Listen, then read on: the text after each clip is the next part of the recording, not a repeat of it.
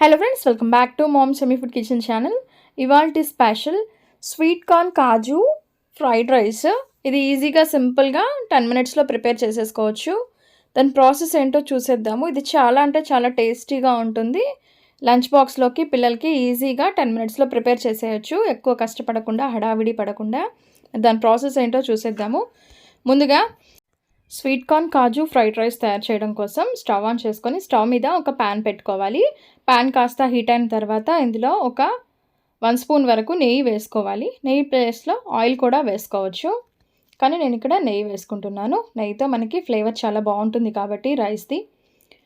నెయ్యి కాస్త హీట్ అయి మెల్ట్ అయిన తర్వాత ఇందులోకి మసాలా ఇంగ్రీడియంట్స్ని వేసుకోవాలి. 2 యాలకులు, 2 లవంగాలు, ఇంచు దాల్చిన చెక్క, షాహీ జీరా వేసుకోవాలి. అండ్ ఇందులోనే ఒక గుప్పెడు జీడిపప్పుల్ని కూడా వేసుకోవాలి. అండ్ 2 బిర్యానీ ఆకుల్ని కూడా వేసేసుకోవాలి. వేసుకొని ఈ జీడిపప్పులన్నీ బాగా వేగే విధంగా వేయించుకోవాలి. 2 నిమిషాల తర్వాత ఇవి అన్నీ బాగా వేగిపోతాయి. అప్పుడు ఇందులోకి సన్నగా కట్ చేసి పెట్టుకున్న పచ్చిమిరపకాయ ముక్కల్ని వేసేసుకోవాలి. ఇప్పుడు ఆ ముక్కల్ని కూడా బాగా వేయించుకోవాలి. పచ్చిమిరపకాయ ముక్కలు వేగిన తర్వాత సన్నగా కట్ చేసి పెట్టుకున్న ఉల్లిపాయ ముక్కల్ని కూడా వేసేసుకోవాలి. ఉల్లిపాయ ముక్కల్ని కూడా వేసుకున్న తర్వాత వాటిని కూడా బాగా వేయించుకోవాలి. స్టవ్ని లో ఫ్లేమ్లో ఉంచి వేయించుకోవాలి, లేకపోతే అన్నీ మాడిపోతాయి. ఉల్లిపాయ ముక్కలు కూడా కాస్త వేగిన తర్వాత ఇందులోకి ఒక పెద్ద క్యారెట్ని తీసుకొని చిన్న చిన్న ముక్కల్లాగా కట్ చేసుకొని వాటిని కూడా వేసేసుకోవాలి.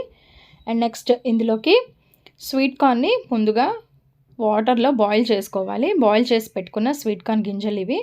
వాటిని ఇందులో వేసేసి వాటిని కూడా కాస్త లైట్గా వేయించుకోవాలి. అండ్ నెక్స్ట్ ఇందులోకి సాల్ట్ యాడ్ చేసుకోవాలి. సాల్ట్ యాడ్ చేసుకోవడం వల్ల మనకి క్యారెట్ ముక్కలు అన్నీ కూడా త్వరగా వేగిపోతాయి కాబట్టి కాస్త సాల్ట్ యాడ్ చేసుకోవాలి. సాల్ట్ యాడ్ చేసుకొని ఒకసారి మొత్తం అంతా మిక్స్ అయ్యే విధంగా మిక్స్ చేసుకోవాలి. నెక్స్ట్ 1 కప్ వరకు రైస్ని తీసుకొని ప్రెషర్ కుక్కర్లో ముందుగానే కుక్ చేసి పెట్టుకోవాలి.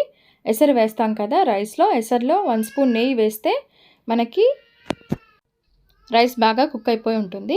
అండ్ నెక్స్ట్ ఇందులోకి మసాలాస్ యాడ్ చేసుకోవాలి.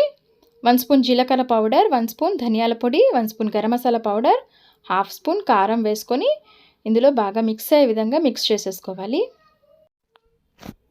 కుక్ చేసుకున్న రైస్ని ప్రెషర్ అంతా పోయేంత వరకు అలా ఉంచేసి 15 మినిట్స్ తర్వాత మూత తీసి రైస్ని చల్లార్చుకోవాలి. ఆ చల్లార్చుకున్న రైస్ని ఇందులోకి వేసేసుకోవాలి.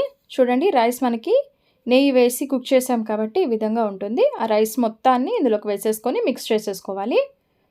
ఈ విధంగా మిక్స్ చేసుకున్న తర్వాత ఇందులోకి టేస్ట్ చూసి సాల్ట్ని అడ్జస్ట్ చేసుకోవాలి.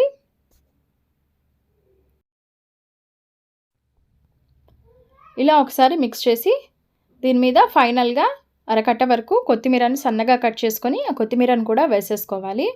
కొత్తిమీర వేసుకోవడం వల్ల మనకి ఫ్రైడ్ రైస్ అనేది చాలా టేస్టీగా ఉంటుంది అండ్ ఫ్లేవర్ కూడా చాలా బాగుంటుంది.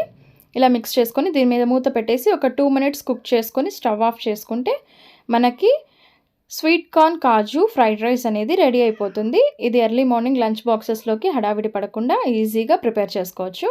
మీకు కనుక నా రెసిపీ నచ్చినట్లయితే నా ఛానల్ని తప్పకుండా సబ్స్క్రైబ్ చేసుకోండి.